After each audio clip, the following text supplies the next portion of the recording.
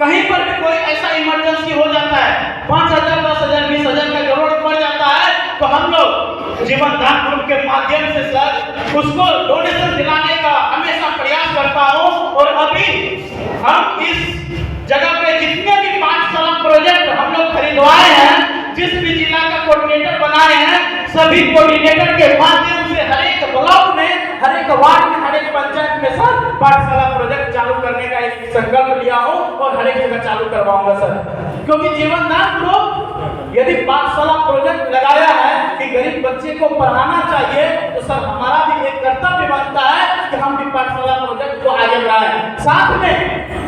लोगों को लगता है कि सर जीवन दान ग्रुप के माध्यम से हमें तो पैसा आ रहा है, सर रोटी और कपड़ा का व्यवस्था कर दिया जीवन दान ग्रुप, और साथ में बहुत ही शानदार है कि मकान का भी व्यवस्था कर दिया। मकान ऐसा मकान है सर कि बात किया जाए, आज मोबाइल से गूगल पे फोन से हम मोबाइल रिचार्ज करते हैं तो कहीं न कहीं हमारा एक्स्ट्रा पैसा कटता है, एक्स्ट्रा पैसा कटता है 1 या 2 रुपए चार्ज कट जाता है सर। और यदि जीवन दान ग्रुप का जेडीजी पे एप्लीकेशन हम किसी को डाउनलोड करवा देते हैं, यदि उनसे मोबाइल रिचार्ज करते हैं तो लाइफ टाइम तो रिचार्ज भी करेंगे सर। और साथ में यदि हम 3 आदमी को रेफर कर दिया, हर एक घर में आज मोबाइल है सर, किसी के घर में सर मोबाइल छूटा हुआ नहीं है, पर एक चीज मानना पड़ेगा सर, घर में आटा खत्म हो जाए मोबाइल में डाटा किसी का खत्म नहीं होता है। क्या बात है, मानना पड़ेगा। यदि हर एक घर में मोबाइल है तो यदि 3 लोगों को बता दिए, जानकारी दे दिए, लोगों को समझा दिए, तो सर यदि वो 3 आदमी 3 क्या 9 हुआ, 27 हुआ, इस तरह करते करते 10वां लेवल कंप्लीट होता है सर, तो 40 से 50 लाख का घर का भी व्यवस्था कर दिया है संस्था। तो सर इससे भी बढ़ के और भी कोई काज नहीं है। और जीवन दान को समझने के लिए एक ही चीज मैं बोलूंगा कि जूम मीटिंग का सहारा लेना पड़ेगा सर। और अभी तो आपके बीच में फिजिकल मीटिंग भी होता है, जगह जगह मीटिंग होता है, पर हम लोग के समय में कुछ भी नहीं था, फिर भी हम लोग यकीन किए, विश्वास किए, और आज सर इस उम्र में सर बहुत ही सपना अभी जीवन दान ग्रुप से छोटा छोटा हम पूरा किए हैं। और स्कूल खोलने का जहां तक बात है तो 5वीं क्लास तक का तो हमारे संस्था से पढ़ाया जा रहा है, और 1 तारीख को जो उद्घाटन होने के लिए जा रहा है जीवन दान ग्रुप के माध्यम से, उनका इनकम के माध्यम से, जो हम अभी बोले 50% दान में, तो इंटर तक का बच्चे को पढ़ाने का एक स्कूल खोलने का जिम्मेदारी है। 1 तारीख को उद्घाटन करेंगे, वो भी हम अपने सुपौल जिला के त्रिवेणीगंज प्रखंड में। सोचिए, तो कहीं न कहीं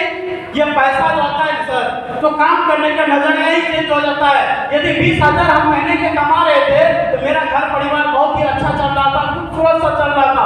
पर आज भगवान का देन है, जीवन दान ग्रुप का देन है, हमारे अपलाइन का देन है, और सिस्टम के रचयिता सुरेंद्र शर्मा जी का देन है कि आज मेरा इनकम सर ऑटोमेटिक 1 लाख से लेकर 1.5 लाख, 1,82,000 रुपए का पर मंथ का इनकम ले लेता हूँ, इसमें कोई शिकायत नहीं है। तो सबसे बड़ा चीज है, यदि लोगों को यकीन नहीं होगा तो हम आईडी भी ओपन करके दिखा सकते हैं कि यस वीरेंद्र पर पैसा कमा रहा है, इसमें भी कोई दिक्कत नहीं। और संस्था के माध्यम से जो लोन मिला है ना, उस लोन का हम दुरुपयोग नहीं किया है, सदुपयोग करते जा रहे हैं। और एक संकल्प लिया हूँ, यदि 100 लोग को मैं कोऑर्डिनेटर बनाया हूँ अपने माध्यम से, उसके खून पसीना एक कर रहा हूँ बनाने के लिए। यदि महीने का 50,000 कमा रहा है तो 50,000 उनका नहीं लूंगा। यदि जिस दिन 50,000 का उसको लोन दिला रहे हैं, यदि उसका सब्सिडी यदि 10,000 रुपए भी जमा करवा देते हैं, तो एक शानदार सा बिजनेस अपने प्रखंड को लगा सकता है। ये संकल्प लेके चला हो, और 100 कोऑर्डिनेटर का चयन ऐसे किया हो, यदि बोल दिया जाए कि आज दिन है तो दिन है, रात है तो रात है, जिस चीज के लिए हम लोग हाथ खड़ा करेंगे। यदि कोई रोड पे बसा हुआ है और उनके बेटी का शादी नहीं हो रहा है, उनका बेटी का शादी नहीं होने का कारण मेन है पैसा, क्योंकि आज रोड पे भी कोई बसा हुआ है सर, उनको भी